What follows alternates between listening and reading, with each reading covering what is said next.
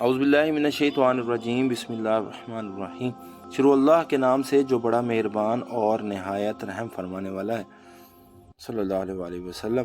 آپ صلی اللہ علیہ وآلہ وسلم نے ایک مرتبہ ایک نماز پڑھی، پھر فرمایا کہ میرے سامنے ایک شیطان آ گیا اور کوشش کرنے لگا کہ میری نماز توڑ دے، لیکن اللہ تعالیٰ نے اس کو میرے قابو میں کر دیا۔ میں نے اس کا گلا گھونٹا یا اس کو دھکیل دیا۔ آخر میں میرا ارادہ ہوا کہ اسے مسجد کے ایک ستون سے باندھ دوں اور جب صبح ہو تو تم بھی دیکھو، لیکن مجھے سلیمان علیہ السلام کی دعا یاد آ گئی، اے اللہ مجھے ایسی سلطنت عطا کیجیے جو میرے بعد کسی اور کو نہ ملے۔